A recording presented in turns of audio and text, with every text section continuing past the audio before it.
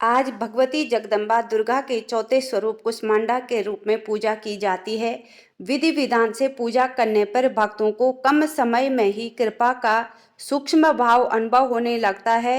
ये देवी आदियों व्याधियों से मुक्त करती है और उससे सुख समृद्धि और उन्नति प्रदान करती है। इसलिए देवी कुष्मांडा की कथा जरूर सुने और प्लीज वीडियो को लाइक शेयर सब्सक्राइब कमेंट्स जरूर करें। अब आगे की कथा सुनाती हूँ मैं। नवरात्रि में चौथे दिन देवी को कुष्मांडा के रूप में पूजा जाता है। अपनी मंद हल्की हंसी के द्वारा अंड यानी ब्रह्मांड को उत्पन्न करने के कारण इस देवी को कुष्मांडा नाम से अभिहित किया गया है। जब सृष्टि नहीं थी, चारों तरफ अंधकार ही अंधकार था, तब इसी देवी ने अपने ईशत हास्य से ब्रह्मांड की रचना की थी। इसीलिए इसे सृष्टि की आदि स्वरूपा या आदि शक्ति कहा गया है। इस देवी की 8 भुजाएं हैं, इसलिए अष्टभुजा कहलाई। इनके 7 हाथों में क्रमशः कमंडल, धनुष, बाण, कमल, पुष्प, अमृत पूर्ण कलश, चक्र तथा गदा है। 8वें हाथ में सभी सिद्धियों और निधियों को देने वाली जपमाला है।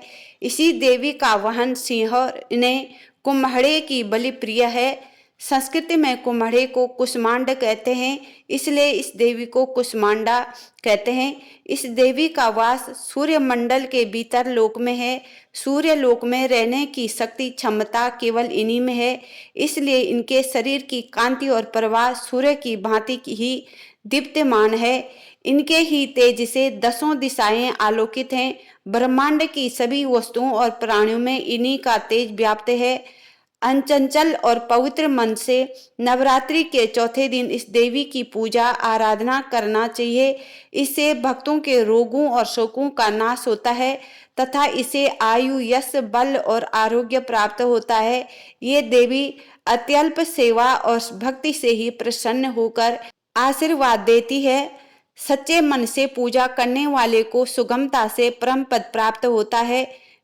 विधि विधान से पूजा करने वाले पर भक्त को कम से कम ही समय में कृपा सूक्ष्म भाव से अनुभव होने लगती है।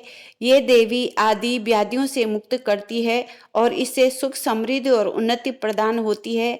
इसलिए भगवती की पूजा अर्चना ध्यान से करनी चाहिए। इससे माँ भगवती दुर्गा बहुत प्रसन्न होती है।